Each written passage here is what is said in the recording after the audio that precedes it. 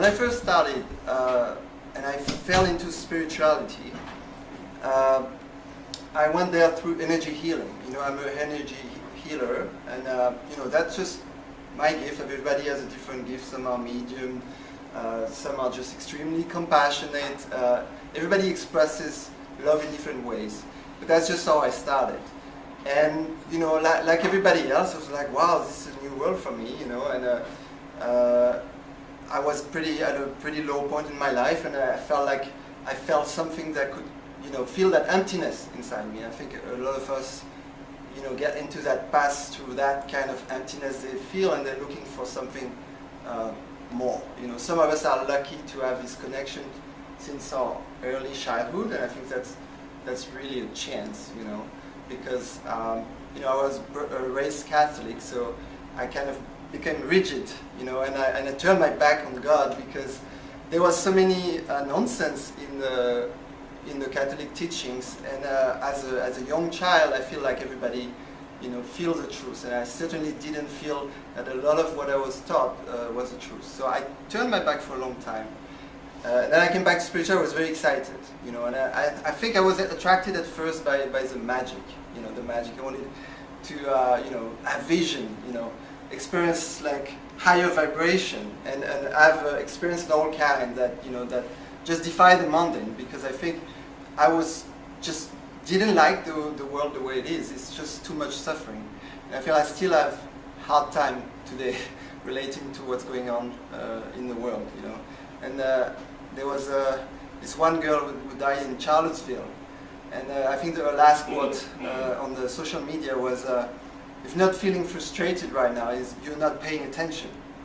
I think we are at a turning point in those times, and I asked myself, how can it get better? How can it get better? I was looking, how can it get better? Maybe there's a divine intervention, maybe some angels come and they solve all our issues. But then as you get further down the spiritual path, you realize, wow, it's not going to happen like this. It's going to be on a one by one. It's going to be one at a time. It's going to be through the bond of love. It's going to be through our own free will. It's going to be the choice of every individual to shine bright. And so I became less concerned about opening my third eye, and I became more concerned about the inner work. And what started as a very exalted, very, I had a really awesome experience, like feeling at one with God or the entire universe, looking at nature and seeing the vibrancy of trees, colors shifting, all that things. But the truth is, they're just temporary, You have the amazing experience and you remember them for weeks, but then they go and they fade, and you're left back with your own human condition. But then I thought, okay, that's spirituality. Spirituality is maybe it's more about the simple things. And one thing I got frustrated when I started is I didn't hear enough people talking about God. And I didn't know why. Now I know why. It's in my soul there was this deep desire to connect to God, because I turned my back to the Creator for a long time. And they were in those spiritual circles, and even I, like I would get into a prayer and I would pray to Archangel Michael for protection. Now I turned to Archangel Raphael, because they bear my name, for healing. And then I had so many angels and spirit guides that I would call on for help. But rarely did I really call directly to God. And I met those people in Vancouver from the Divine Love Sanctuary Foundation. Sometimes they come and they do a talk. All and Jean Feig. I went to their prayer circle in West Van, and I remember setting foot into the room, and I knew I was at home. Why?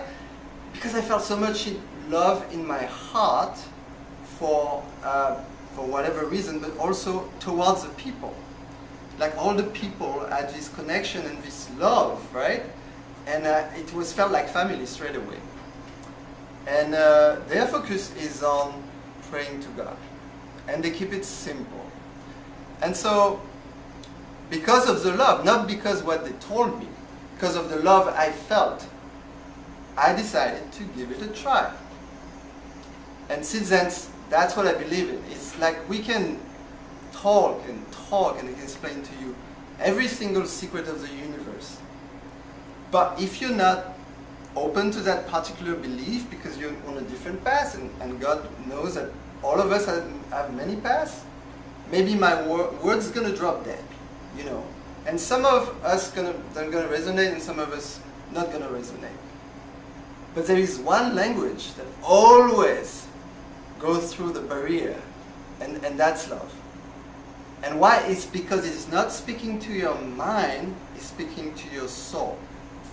Right? So I want to go through this little thing that we do on Wednesday, maybe on a smaller scale with you, and that way we can just experiment for ourselves. So what I'm saying is love is simple, and what I'm saying is we on the spiritual path, we overcomplicate things, right? And I think a lot of us feel that we need to do something to deserve that love, right?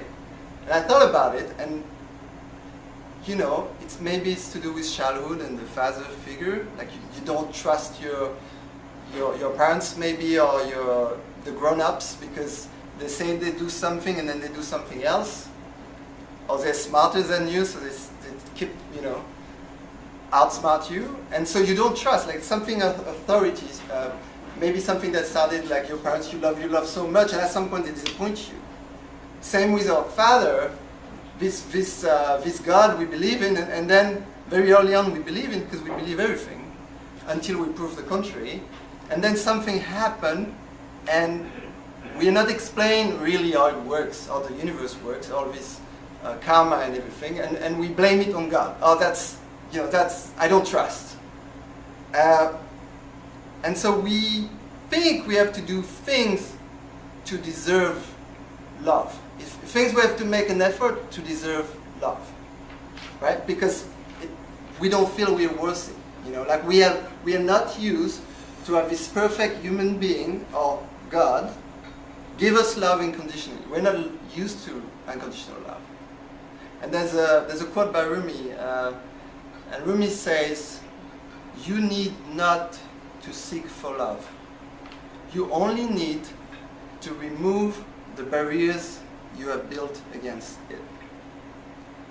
So in our divine love tradition, we believe that God is love, and God always sends us love, right? And if we're not aware of it, it's because instead of being in our soul space, we are in our mind space. And that's why we're missing out all the time. So I talked a lot, but you know, I want to ask. So ask yourself. So look back. It's like, when was the last time I addressed my prayer directly to God? You know, and I know a lot of us do that, and that's great.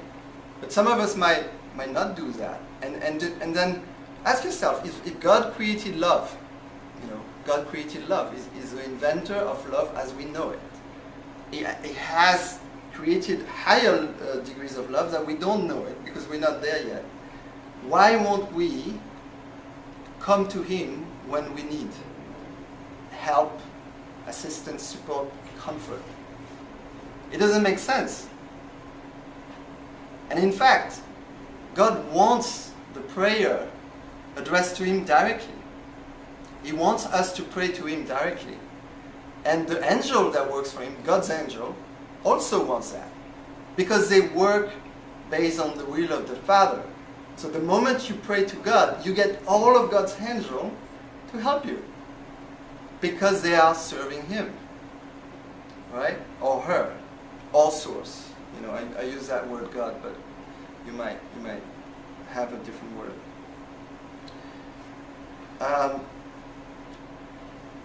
So after all this thought, I would like to just for 10 to 15 minutes, I'm going to guide you through a mini version of what we do on Thursday night. You know, every other Thursday. So Suzanne has a Divine Love meditation on Thursday night, 7:30, and now we alternate with her, and we have our Divine Love circle, prayer and meditation circle. So this is just something we come up with, and it's very, very simple. In fact, you probably have done it yourself. So what we do is we don't want to start anything without heartfelt prayer. And prayer, a lot of people believe prayer don't work because all prayer we think about are automated, lack faith, because if we haven't worked with God for a long time, we are not hearing Him. If we are not hearing Him, we are not understanding Him, do not feel close to Him, and it's hard for us to answer and to hear His advice and His guidance. So there's no trust there. So our prayer is more mind focused rather than soul focused. So the idea is we start with a heartfelt prayer. So I'm going to do a heartfelt prayer, and what is beautiful with prayer is I'm going to do it out loud. I prefer to do it, inwardly, but I'm going to do it out loud. What's beautiful prayer is everybody has a different way of doing prayer, a different expression of prayer, because everybody is unique, right? And they have a unique way to connect. So I'm going to do this prayer, and what I do is very simple. I just give thanks, and I send love, and I pray for my loved ones. But remember, it's the intention that count, right? Like, if I manage to pique your curiosity, all you have to do is join me.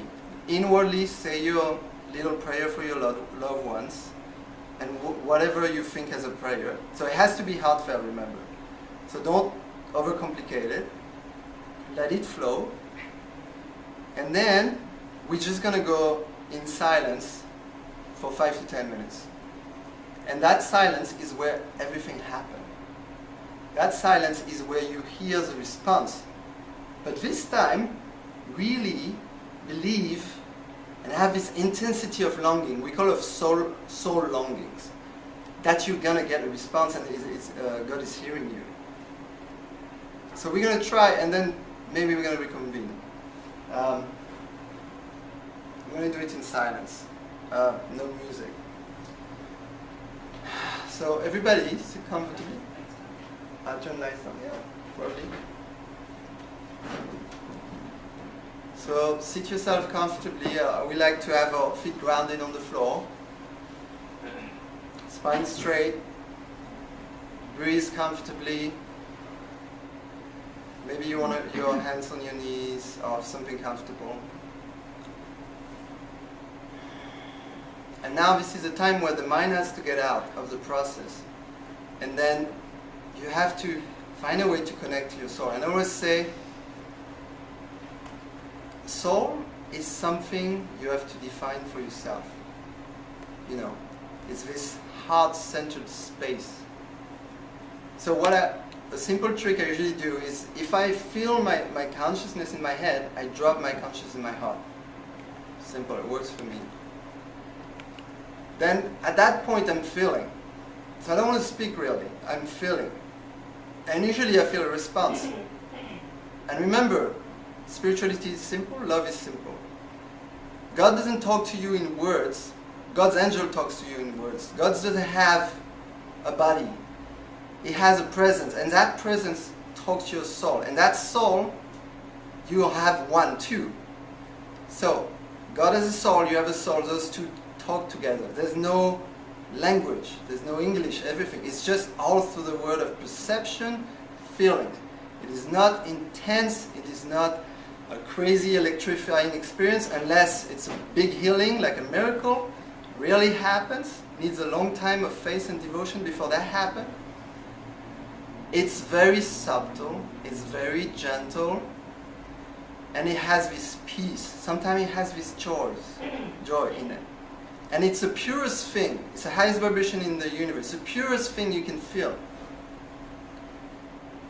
Alright, so I'm going to start my prayer.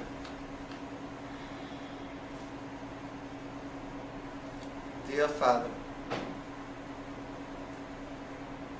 we thank you for all who gathered tonight. We are all your children. We are all thankful for our gift, our unique expression in the world. We're thankful for the love that you bless this world with every day.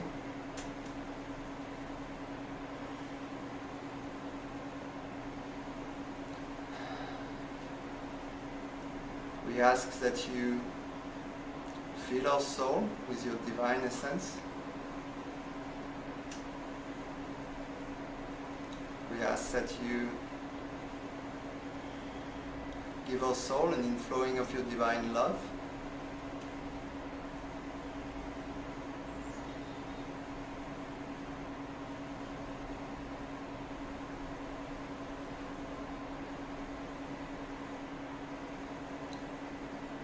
We ask that healing and love may be sent to our loved ones, anybody connected to the church. We pray for North America, that light may prevail. We pray for all suffering.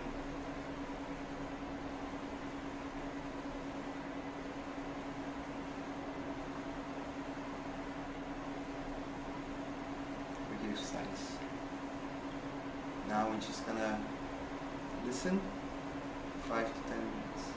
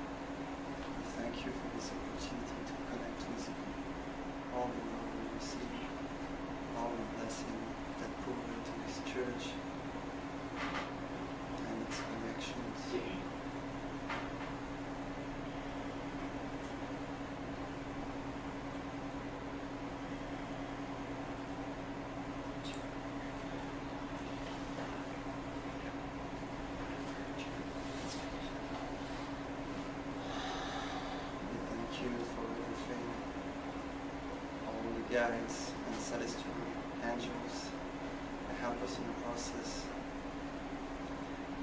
Thank you for all the healing for our loved ones. Amen.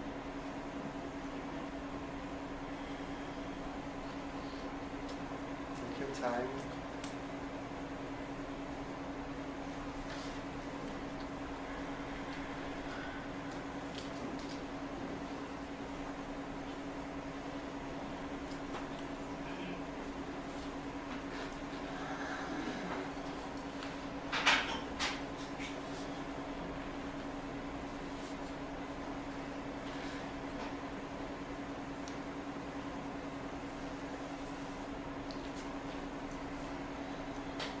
How do you feel?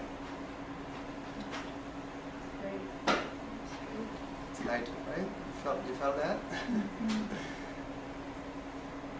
So basically this is a spiritual work. Like for me, it's getting to that state where everything is lighter. Then I see through the eyes of love, like my friend Darling likes to say. I see through the eyes of love. In other words, I cannot make mistake. I don't need to think hard about how to be a better person. I can feel it here, and whatever I say, whatever I do, is going to come out as in harmony with how God intended, which is, a universe of love. The only reason why there is so much havoc in our world is because God created us with love, but He didn't create puppets. So He gave us free will. And so sometimes we choose in harmony with love, and sometimes we choose in disharmony with love. Now, if He didn't give us free will, and if it was not a challenge to become that better person, that perfected man, that loving woman, there would be no sense of achievement and there would be no growth. So we are deeply evolutionary beings. I believe the angels are created beings, so they're created perfect. Maybe they learn a thing or two, but they are already very high up. But we start at the bottom, and we go back, we find our way back to love. Now how it works is, even though He created us with free will, He also loves us so much that He wants to have a personal relationship with us. That's what Jesus taught all His life. He taught that God is a Father and we are His children, meaning we can have as good as a personal relationship with God as we have with our Father. But God is love, so God will never enforce Himself on us. So it has to be our wish to establish this connection. It will never show itself uninvited.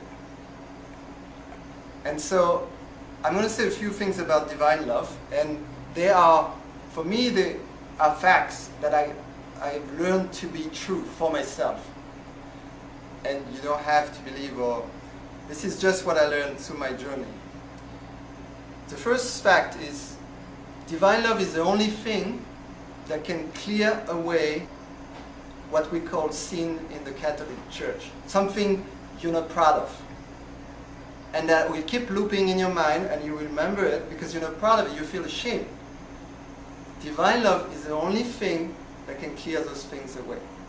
Now, when that happens, when you receive enough divine love, those things you don't need to work out, you don't need to go into hypnotherapy to remember your painful thing that happened to you when you were 4 years old. Those things will naturally burst out to the surface. Now, it doesn't mean that it feels good. It feels really bad. In fact, we call it expiation. Meaning, you relieve the pain, you relieve the suffering. But, as you throw out garbage every day outside your door, you're not looking to see what kind of garbage you're throwing out. That doesn't make sense. So you just know that you're letting go of things, but you're not trying to analyze. Now, certain things that you will feel in this path, it will give you an insight. You will understand something and it makes you a better person. Some other things that is not so important, it's just going to go and you're going to feel so much lighter. Why? Because divine love and darkness cannot coexist. So the more divine love you receive, that's the beauty of it. Every inch, every drop of God's love is there forever. He doesn't ever take it back. It's a gift. So it's like you build a capital. And so you feel yourself, there's no place for darkness anymore. Jesus achieved this in his lifetime in 30 years. Perfect at one moment with God. Perfect. He knows the will of the Father. Doesn't mean he lost his free will. He just knows that the perfect expression of his soul on the planet right now is the one that was imagined by God. So this is a paradox. God already knows in advance what choice you're going to make. But you can still make a choice. You will not know. You will just use your free will. So that's a trick for us. Is the more we receive the divine love now, we have that soul gift. Now, the more we receive, the more we understand the language of that soul. And because God is very close to a soul, in our understanding, we can now understand what He's saying to us. So we can now follow His will. We can understand how His divine mind works, how the workings of the universe works. So we don't get hang up too much on things. We just in the flow of life. And we just, talk to strangers and just for the sake of exchanging love. And they might be very weird people and they might be saying all kinds of things. But in that moment, you know that you feel love in your heart and God is using you of the channel of love. So everybody has gifts and they need it to be expressed. So those spiritual gifts that are in harmony with love, they get activated. So maybe you're not a medium, but now suddenly, after praying for divine love for 5 years, happened to Albert Fike, you become a medium and you travel the world and give workshops everywhere because that's your gift that just happened. You're not looking for it. You didn't actively do anything about it. It's just happened as a result of that soul being purified. Another thing that happened is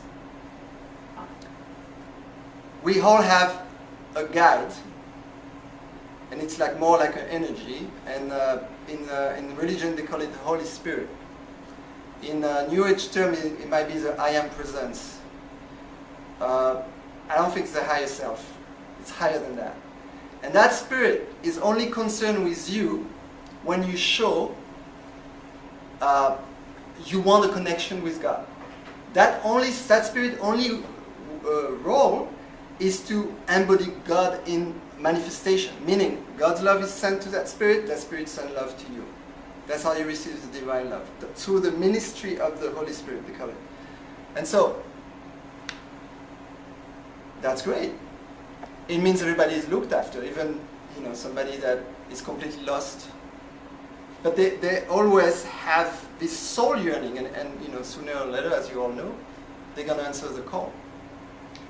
Another thing that I know for true is this compels you. You can receive so much divine love and you don't do anything about it. That's not possible. Because now your love for everybody, I'm not here yet, but all the saints, they say, I love everybody the same. And you're like, I don't love like this. Well, that love is only possible with the help of God. Gandhi has a saying, Gandhi, non-violent path, proclaimed the independence of India. To me, the highest achievement every human being has ever accomplished on earth. In the adversity of the British soldiers, no bloodshed, India became independent. When asked, how did that happen? He said, I just attribute it to chanting the name of God inwardly, 24/7. He was chanting Rama. So this is another way you can connect. You can chant the name of God. And this is like calling to God. It's like a prayer. So on this path, what happens is your compassion grow and encompass everybody and start loving everybody. It's a different kind of love. It's get elevated. And that compels you to action because it hurts so much to see injustice. It hurts so much to hurt somebody else. Now it's love in action. So divine love and love in action goes hand in hand.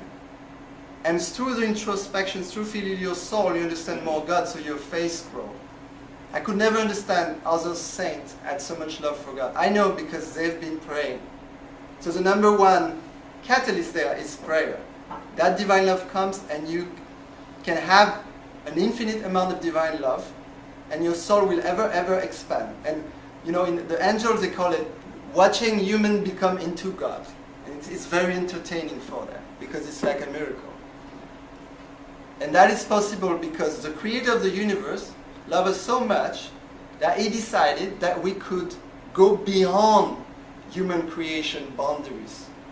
You know, we are mammals, but we have a soul. We are God-knowing, so we can turn to him. And that essence come and transform everything.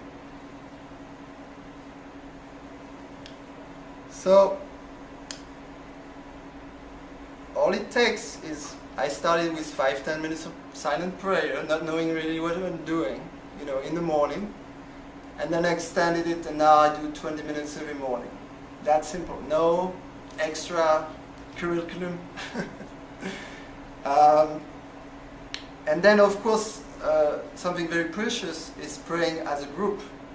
You know, everybody can do it. You invite your neighbors and you pray together. It's just we lost the true meaning of religion.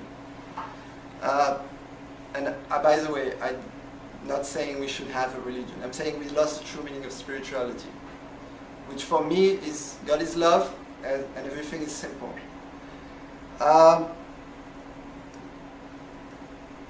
And then we choose. Every instance we can choose. Now we are more informed. There's no more excuse. It's not like, oh, I get angry because I was in the heat of the moment. No. Your soul gives you a prompting way before it happened, and you know damn well that what choice is more in harmony with love, what choice is not more in harmony with love. And remember, your free will can do whatever you want.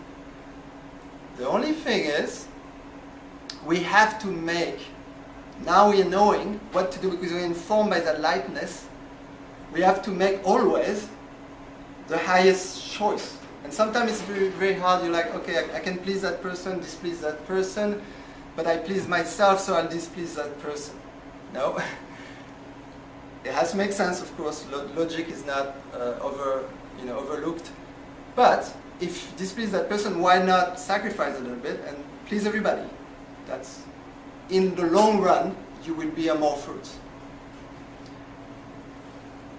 Okay, I think I said enough. So thank you very much, and hope to see you in a circle one day.